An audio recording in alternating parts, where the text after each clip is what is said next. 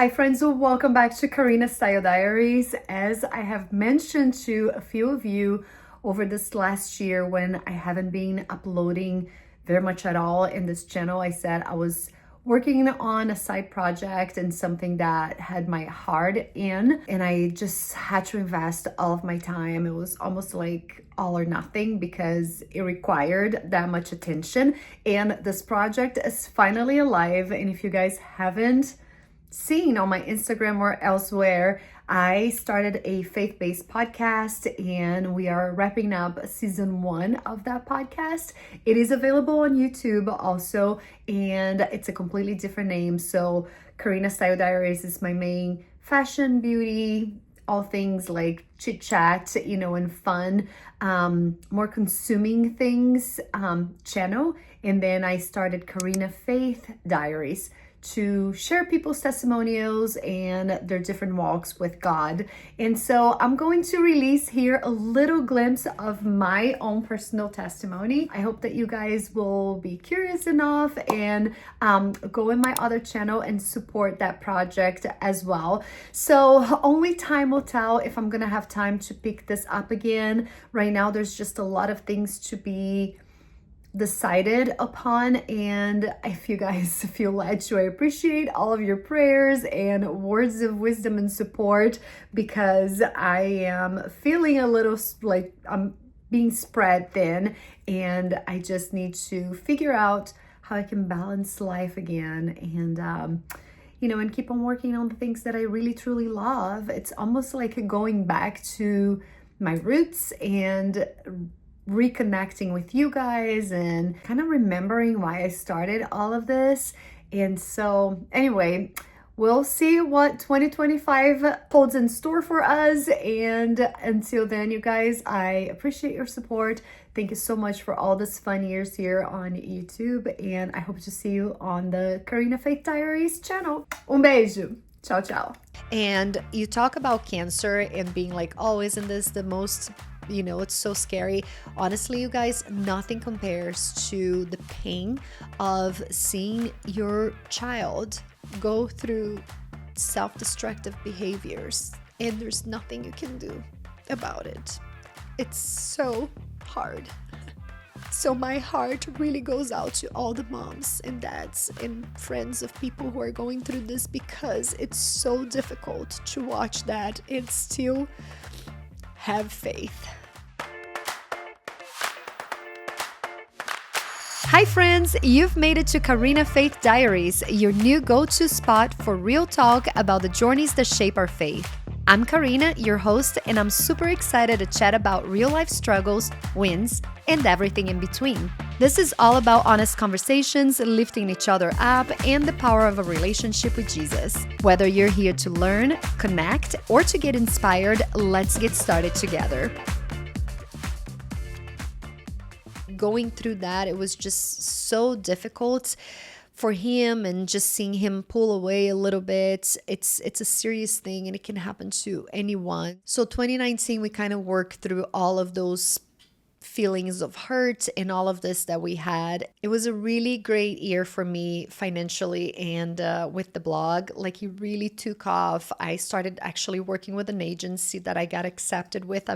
I'm still with them, so I'm so grateful for our relationship that's been so incredible in my life and so life-changing.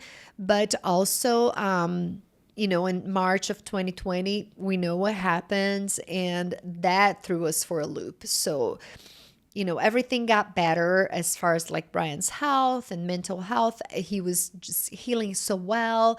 Things were going really, really well in the beginning of 2020. It was almost like this ecstasy of like, wow, we're finally breaking it through. We're going to make it. Life is amazing. The work was pouring in, just beautiful.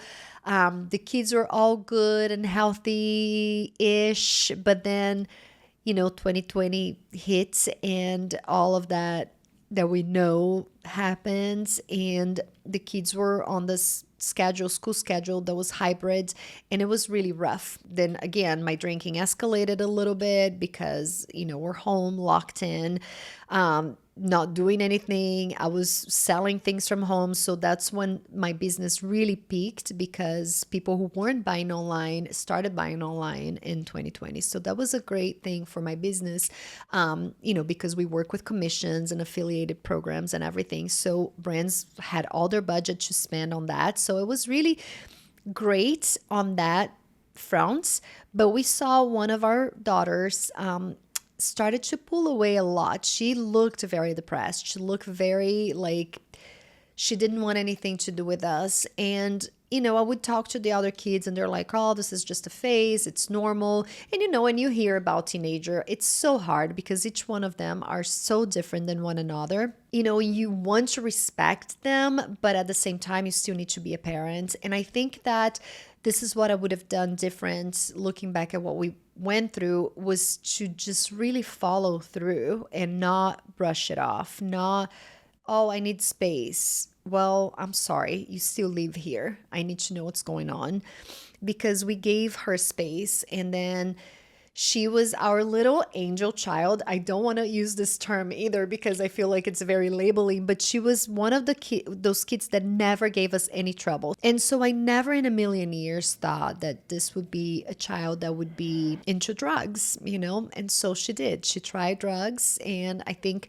going through what our family was going through with mom and dad, just getting sick, she felt very lonely and probably scared. At that time she was 14 and tried weed in school, were vaping, and got hooked. And that was basically the beginning of a very long-ish, I don't want to say long because it really wasn't. In the grand scope of things, it was just a couple of years of our lives they were upside down. So 2021, she came and finally asked for help. And I was so grateful because I was scared because it's something that's not happening to me. But I was also grateful because she was finally surrendering to, admitting that she needed help. And so we had a lot of stunts after that in the hospital. We did a lot of ER visits through the night. We had some overdoses, to the point in like a lot of therapy, group therapy.